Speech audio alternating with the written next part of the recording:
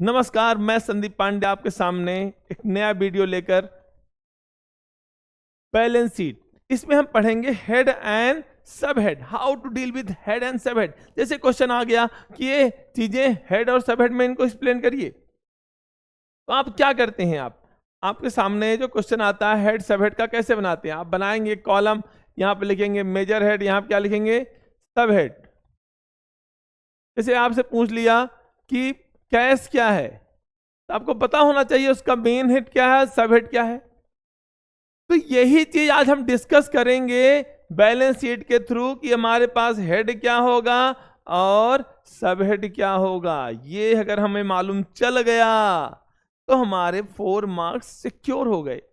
तो सबसे बड़ी बात है पहला पॉइंट कि इसमें क्या क्या पॉइंट्स हैं। तो मेजर हेड क्या है इक्विटी एंड लायबिलिटी में और एसेट्स में। तो हम मान लेते हैं कि इक्विटी एंड लायबिलिटी दादाजी हैं और एसेट भी दादाजी हैं, मतलब ये दोनों दो भाई थे। Equity and liability and asset दोनों बराबर बराबर लेके पैदा हुए इस दुनिया में। तो इक्विटी एंड लायबिलिटी के पास 4 बेटे आए। कौन कौन देखते हैं हम, वो 4 बेटे कौन है। पहला हो गया शेयरहोल्डर्स फंड, दूसरा हो गया एप्लीकेशन मनी पेंडिंग अलॉटमेंट, तीसरा हो गया non current liability and the last one is current liability. अब 4 हो गए, इन चारों के कितने बेटे हैं, मतलब दादाजी के पोते पोते कितने हैं। पहला शेयरहोल्डर्स फंड में 3, share capital, reserve and surplus, money received against share warrant. पर दूसरे वाले के पास कोई बेटा बेटी नहीं था, ये अकेले था एप्लीकेशन मनी पेंडिंग अलॉटमेंट। यही हेड है और यही इसका सब हेड है। नेक्स्ट पॉइंट आता है नॉन करंट लायबिलिटी। इस मेजर हेड में 3 सब हेड 4 सब हेड है। Long term burrowing, deferred tax liability, other non current liability and long term provision. And current liability में भी 4 हैं, long term burrowing, trade payable, other current liability and short term provision. Asset में भी 2, इसकी मैंने बताया था एसेट में 2 बेटे हैं, नॉन करंट और करंट। नॉन करंट के पास 5 हेड हैं, property plant equipment and intangible asset, non current investment, deferred tax asset, long term loans and advances, other non current assets. अब हम आएंगे करंट एसेट, यहां 6 हैं, जनसंख्या बढ़ती जा रही है। Current investment, inventory, trade receivable, cash and cash equivalent, short term loan advances and other current assets. तो ये तो ठीक है, ये ऐसा बोलेगा तो हम जान जाएंगे क्या करना है। लेकिन अगर आपको इसके चीजें पूछा जाए कैश कहां पर आएगा या कैपिटल कहां पर आएगी या फिर लोन कहां पर आएंगे, तो कैसे डिसाइड करेंगे, उनका नाम तो यहां कहीं नहीं है। तो हम देखेंगे इन सब हेड्स में क्या क्या पॉइंट कवर अप होते हैं। तो पहले हम स्टार्ट करते हैं शेयर कैपिटल। तो जिस वाक्य के, जैसे आपने नाउन की डिफिनीशन पढ़ी होगी, जिस वाक्य के लास्ट में ता है, ती है, ते हैं, वो क्या होते हैं, नाउन होते हैं। तो वैसे ही यहां पर जिस वाक्य के लास्ट में, जिस वर्ड के लास्ट में शेयर कैपिटल, कैपिटल वर्ड है, जैसे क्या एथोराइज कैपिटल, तो लास्ट में क्या है कैपिटल। इश्यूड कैपिटल, लास्ट में क्या है capital. Authorise capital, issued capital, called up capital, paid up capital. यहां पर कैपिटल वर्ड है, so they are part of share capital. लेकिन इसके सिवा 2 चीज और आती हैं। एक चीज आता है शेयर फॉर फीचर और दूसरा आता है कॉल्स इन एरियर। ये दोनों भी किसके पार्ट हैं, शेयर कैपिटल की। तो मैंने कहा एथोराइज्ड हो, इश्यूड है, authorise capital, issued capital, called up capital, paid up capital, ये किसके पार्ट है, शेयर कैपिटल के। साथ साथ शेयर फॉर फीचर भी शेयर कैपिटल का पार्ट है, कॉल्स इन एरियर भी शेयर कैपिटल का पार्ट है। जहां ये चीजें आ जाएं आप लिखेंगे मेजर हेड है शेयर होल्डर्स फंड, सब हेड है आपका शेयर कैपिटल। दूसरा पॉइंट आता है रिजर्व एंड सरप्लस। यहां भी वही आपको दिमाग में रखना पड़ेगा, जिस वाक्य के लास्ट में रिजर्व है या फंड है, रिजर्व और फंड में कोई डिफरेंस नहीं है जनरली यहां पर। तो जनरल रिजर्व, लास्ट में क्या है रिजर्व या जनरल फंड दे रखा है। तो रिजर्व और फंड दे रखा है, तो वो किसका पार्ट है, रिजर्व सरप्लस का। Workman compensation fund, investment fluctuation fund,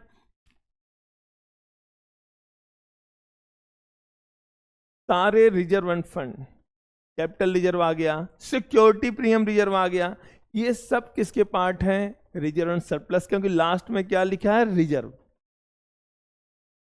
या फंड। अगला पॉइंट होता है सरप्लस। सरप्लस मतलब statement of profit and loss. Surplus क्या होता है? Statement of profit and loss.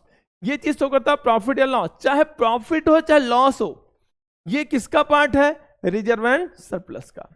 आपने सीखा कोई भी रिजर्व हो, कोई भी फंड हो, प्रॉफिट हो, लॉस हो, सब किसके पार्ट है? रिजर्व एंड सरप्लस के। अब आता है money received against share warrant. ये आपको दिमाग में नहीं रखना, क्योंकि money received against share warrant में आपको कुछ नहीं पढ़ना, ये हमारा एक्सक्लूडेड पोर्शन है, तो ये आ गया। यही सब हेड में भी लिखेंगे और मेजर हेड में क्या लिखेंगे? Share holders fund.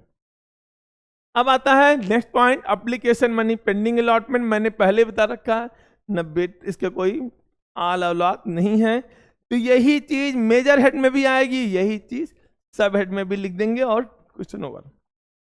नेक्स्ट आता है नॉन करंट लायबिलिटी। ठीक है, नॉन करंट लायबिलिटी में भी पहला पॉइंट क्या हमारे पास है? Long term burrowing. अब हम दोनों साथ साथ पढ़ेंगे। बारोइंग्स, ये भी बारोइंग है, ये भी बारोइंग है। लॉन्ग टर्म है, शॉर्ट टर्म है। जिसको एक साल के बाद पे करना है लॉन्ग टर्म, जिसको विद इन ईयर पे करना है शॉर्ट टर्म बारोइंग। तो long term burrowing, burrowing generally होता है वो चीजें जो कैश फॉर्म में लेते हैं, बारो करते हैं, उधार लेते हैं कैश फॉर्म में।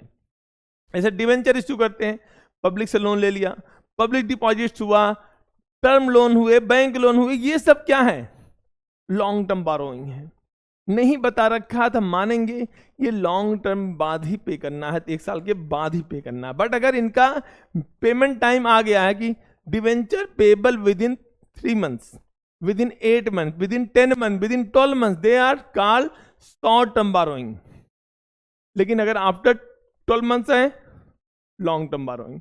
नहीं बता रखा है तो भी long term borrowing, but mention कर रखा है, स्पेसिफाई बता रखा है कि आपको 1 साल के अंदर ही पे करना है, शॉर्ट टर्म बारोइंग में आ जाएंगे।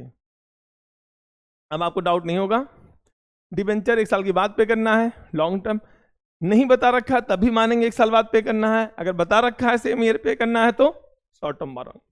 लेकिन कुछ लायबिलिटी हमेशा शॉर्ट टर्म ही होती है, जैसे ओवरड्राफ्ट। ओवरड्राफ्ट फिक्स है, ये क्या है? शॉर्ट टर्म बारोइंग है। ये ओवरड्राफ्ट क्या है? Short term burrowing. तो लॉन्ग टर्म बारोइंग समझ में आ गया, शॉर्ट टर्म बारोइंग समझ में आया, बड़ा इंपॉर्टेंट है, इससे क्वेश्चन हमेशा आता है। अगला पॉइंट आता है हमारे पास डिफर्ड टैक्स लायबिलिटी। बिल्कुल आपके पढ़ना नहीं है इसको। ये चीज कहां पर आती है? सब हेड में यही चीज आ जाएगी, और ये मेजर हेड में आएगा नॉन करंट लायबिलिटी, और किसी चैप्टर में इसका कोई काम नहीं है।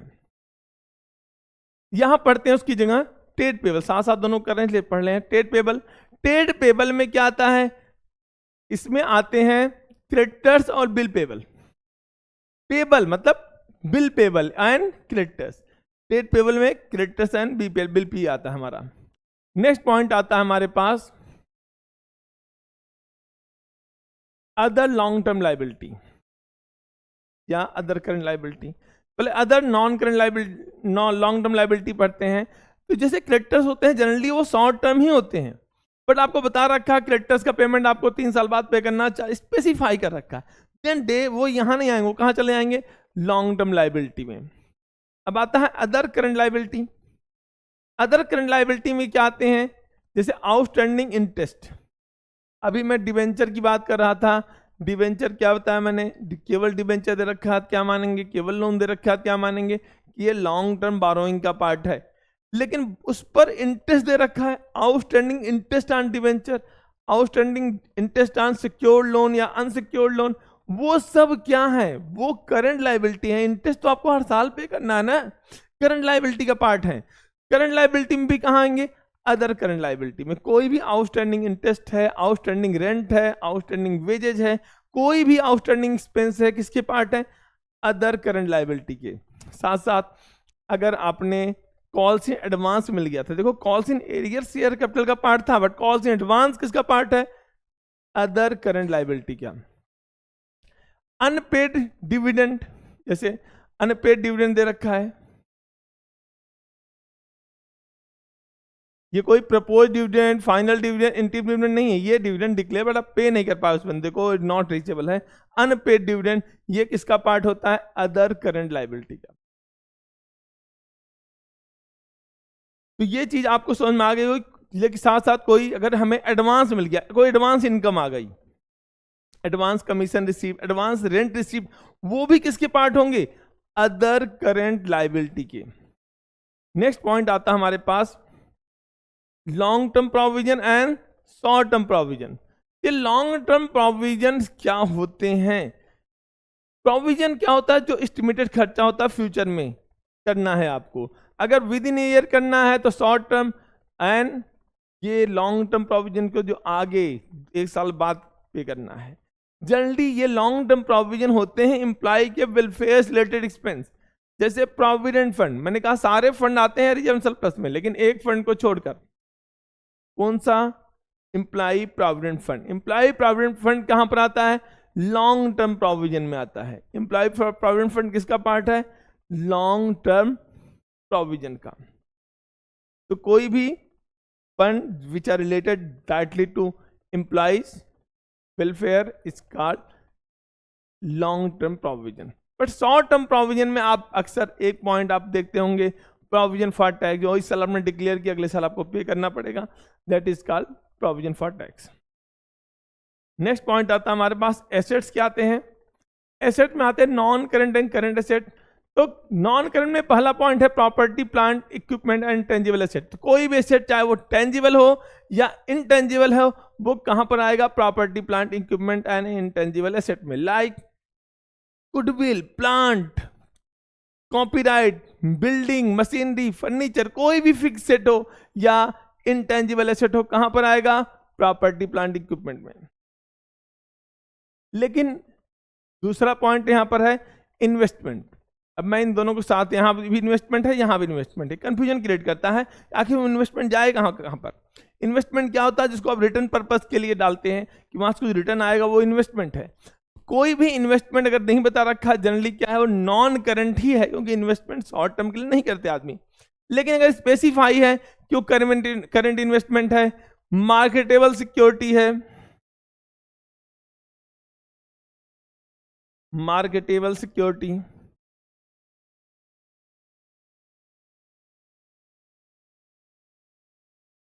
ट्रेड इन्वेस्टमेंट,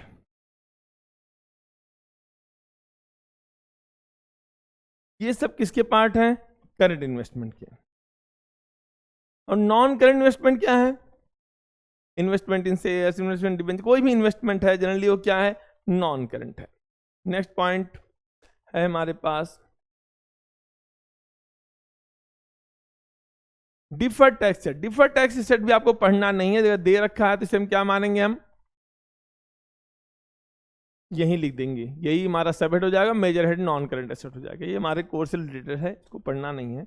लेकिन हमारे पास अगर हम यहां जाए तो यहां में दे रखा ट्रेड रिसीवेबल।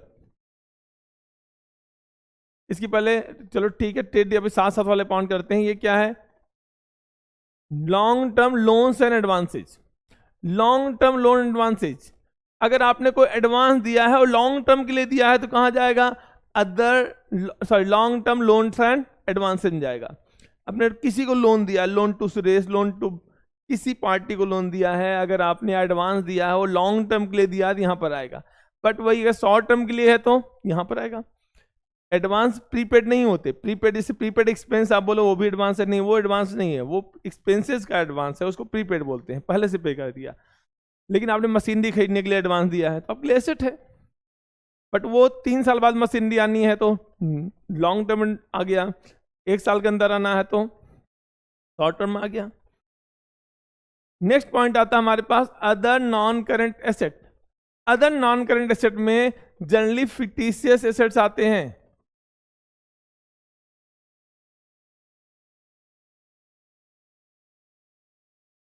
जैसे डिस्काउंट, लॉस।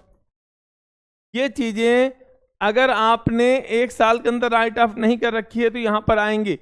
1 साल बाद राइट ऑफ करना है तो यहाँ पर आएगा कि डिस्काउंट को 3 साल बाद राइट ऑफ करना, 2 साल बाद राइट ऑफ करना, तो वो चीजें आती हैं अदर नॉन करेंट एसेट में। इसलिए क्वेश्चन में आ जाए discount on issue of debenture, कहां पर आएगा? तो यहां पर भी आता है और यहां पर भी आता है, अदर करंट एसेट में भी, क्योंकि ये जनरली 1 साल में नहीं, 1 साल बाद भी राइट ऑफ होते हैं। तो दोनों चीज लिखना पड़ेगा, other non current asset, other current asset, current asset, non current asset, दोनों लिखना पड़ता है इसको। तो अब हम आएंगे करंट एसेट्स में, हालांकि ये चीजें इंपॉर्टेंट नहीं, पेपर में नहीं आता है, चीजें आउट ऑफ सिलेबस है। अब आता है करंट इन्वेस्टमेंट। करंट इन्वेस्टमेंट में क्या आते हैं? Marketable security, trade investment. अभी मैंने बताया आपको मार्केटेबल सिक्योरिटी, ट्रेड इन्वेस्टमेंट, या ऐसे इन्वेस्टमेंट जिनका मैच्योरिटी पीरियड 12 मंथ्स के अंदर हो, उन्हें क्या बोलते हैं? Current investment.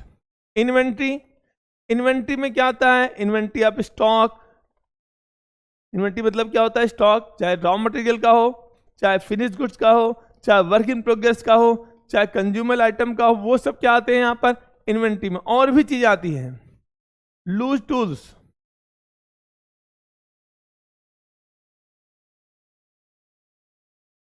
कहां पर आते हैं? इसी के पार्ट होते हैं। अगला trade receivable, debtors and BR, debtors plus bill receivable, ये किसके पार्ट हैं? ट्रेड रिसीवेबल के। कैश एंड कैश इक्विवेलेंट में क्या आता है? Cash bank, cash bank, cheque, draft, ये सब किसके पार्ट हैं? कैश एंड कैश इक्विवेलेंट को। शॉर्ट टर्म लोन एडवांसेज, मैंने अभी बताया, अगर जो एडवांस आपने दे रखा है 1 साल बाद के लिए है तो लॉन्ग टर्म, वो विद इन ईयर है तो शॉर्ट टर्म। अब अदर करंट एसेट में क्या आते हैं? यहां पर आते हैं प्रीपेड एक्सपेंसेस। जनरली क्या आते हैं? Prepaid expenses and fictitious set, जो इसी साल राइट ऑफ करने हैं, जैसे discount, loss on issue of debentures, ये चीजें कहां पर आती हैं? यहां पर आती हैं। एक पॉइंट और आता है प्रीमियम ऑन रिडम्पशन। जो डिबेंचर रिडीम करना है, हमें उस पर प्रीमियम देना है, वो कहां पर आता है? प्रीमियम देना है, जब तक आप दिए नहीं हो, हमारी लाइबिलिटी है, वो कहां पर जाएगा? Non current liability. कहां जाएगा? लॉन्ग टर्म प्रोविजन में। प्रीमियम ऑन रिडम्पशन, आपको प्रीमियम देना है। लेकिन कुछ चीजें आपको बैलेंस शीट में नहीं होती। वो चीजें क्या होती हैं? जैसे कंटीजेंट लायबिलिटी की बात कर रहे हैं हम, और कमिटमेंट की बात कर रहे हैं। कंटीजेंट लायबिलिटी ये बैलेंस शीट का पार्ट नहीं होती। इसको मेजर हेड में कुछ नहीं लिखेंगे, सब हेड में मैं बताता हूं कैसे लिखेंगे। लेकिन यहां आप लिखते हैं क्या? Bill discounted with bank, bill discounted with bank. अगर बिल या चेक बैंक से डिस्काउंटेड है, ये किसके पार्ट है? Contingent liability. भाई नहीं दिया तो हमें देना पड़ेगा। क्लेम हमारे ऊपर कोई कर दिया, जो कोर्ट के केस पेंडिंग है, वो भी क्या होता है? Contingent liability. लायबिलिटी हो भी सकती है और नहीं भी हो सकती है, ये क्या है? Contingent liability. कमिटमेंट क्या होते हैं? कि हमें देना ही देना है, हमने बोल रखा है, आपने सलमान खान का डायलॉग सुन रखा है, कमिटमेंट्स, कि हम अगर अपने कमिटमेंट कर दिए तो अपने आप की भी नहीं सुनते। तो वही चीज यहां भी है। कमिटमेंट में जैसे आपने शेयर खरीद रखा तो आपकी कोई लायबिलिटी नहीं है। 10 रुपए का शेयर है, आपने 8 रुपए पे कर दिए हैं, 2 रुपए अभी आपसे नहीं मांगा गया, तो आपका एक कमिटमेंट है कि 2 रुपए हम देंगे जब हमसे मांगा जाएगा। ये आपका कमिटमेंट है, ये कोई लायबिलिटी नहीं, क्योंकि पैसा तो आपने ये आपने इन्वेस्ट किया तो कोई लायबिलिटी हो नहीं सकती। बट ये क्या? आपका कमिटमेंट। ये दोनों चीजें बैलेंस शीट में नहीं आती, ये नोट्स टू अकाउंट में आता है। जब ये चीजें आ जाएं तो आपको ऐसे बनाना है। यहाँ पर हेड में क्या लिखना है? नील, और सब हेड में क्या लिखा है? Notes to account. Notes to account लिखकर इसे कंटीजेंट लायबिलिटी लिख देंगे, कंटीजेंट लायबिलिटी, या कमिटमेंट है तो कमिटमेंट लिख देंगे। कमिटमेंट के लिए क्या होता है? Uncalled value on partly paid up shares. क्या आता है कमिटमेंट में? Uncalled value on partly paid up shares. तो ये आपके लिए कुछ इंपॉर्टेंट चीजें थी जो बैलेंस शीट के थ्रू आप क्वेश्चंस कर सकते हैं। आई होप ये वीडियो आपको पसंद आई होगी। नमस्कार।